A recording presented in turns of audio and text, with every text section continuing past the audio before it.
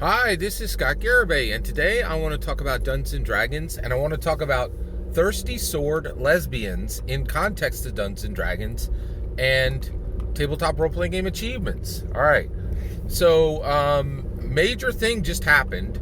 Thirsty Sword Lesbians, a tabletop role-playing game, which is it was specific. What is it exactly? I'm trying to figure out exactly what this game does, right?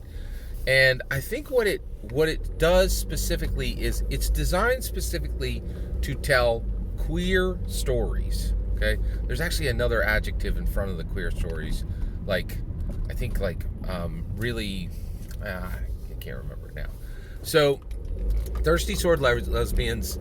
It's honestly, I really struggled to this game has been out for about a year and a half, and it really hit. It hit as an indie tabletop role playing game, and it got a lot of press and a lot of coverage, and a lot of people were talking about it, right?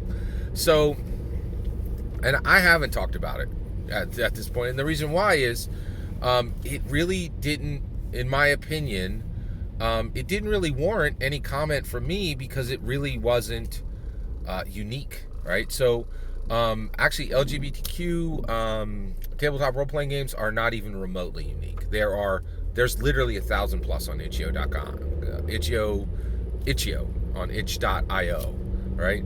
In fact, there's I buy bundles from there, and I think I own 200, gay wizard tabletop role-playing games that I've never opened that were included in bundles that I bought, right? Because they're not.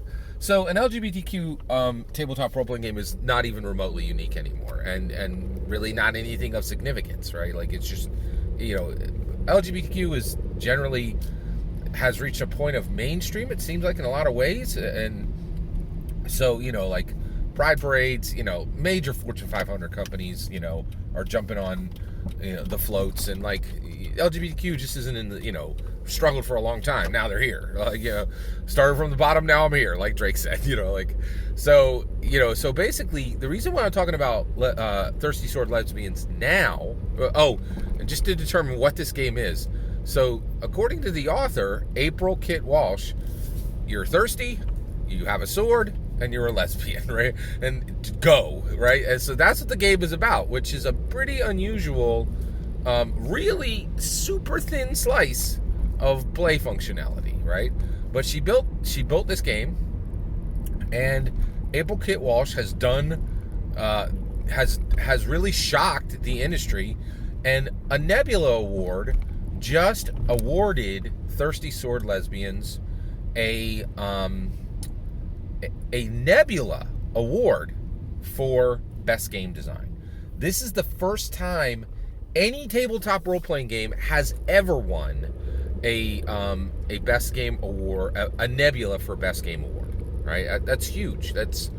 And this is, to my knowledge, correct me if I'm wrong on any of this, and also Dungeons and Dragons has never done this, right?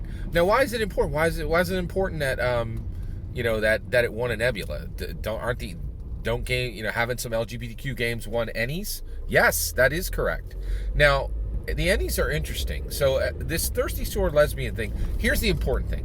Thirsty Sword Lesbians has been acknowledged by as a fantastic industry spectacular level creation by a non-tabletop role-playing game source that is a huge famous source, which is Nebula.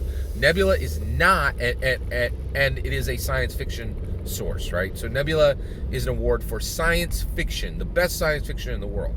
Now, Nebula actually isn't even the most prominent science fiction award you can win. The Hugos are the most prominent science fiction award, but the Nebula it is a Pepsi, right? Hugos is Coke, Nebula is Pepsi, and Pepsi ain't small. They're huge. They're massive, right? So this is a huge accomplishment by April Kit Walsh that Dungeons & Dragons has never achieved.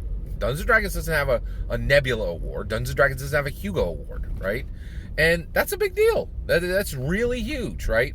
So one, the reason why I'm really interested in this is I'm not opposed to Dungeons and Dragons getting passed in tabletop role playing games if the indie tabletop if indie tabletop role playing games are bringing something truly useful and innovative and new and fresh, right?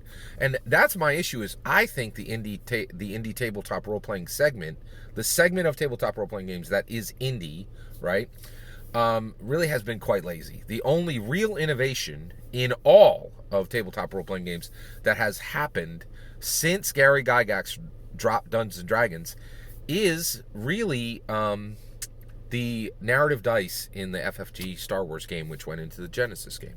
That is truly transformative. Nothing had been like it before. It was hated by critics, right? That's always a sign of something that. So actually, no, actually, I think the Nebula may actually be like a collection. If critics love you or hate you, people should take note, right? Like, so I think that's interesting. So, but this is a huge, and the other thing is, I'm always telling you, stay on Dungeons and Dragons. And the reason why is I want tabletop role-playing games to be bigger than board games and bigger than video games. And the only thing, in my opinion, that has a prayer of doing, the only thing before Thirsty Sword Lesbians that had a prayer of doing that was Dungeons and Dragons. Thirsty Story Lesbian does not displace Dungeons and Dragons with one award. But what it does do is it says the indie tabletop role-playing game has so much quality and so much momentum, it can get heard outside of the tabletop role-playing game space. And I'll tell you right now, that is incredibly rare within indie tabletop role-playing games.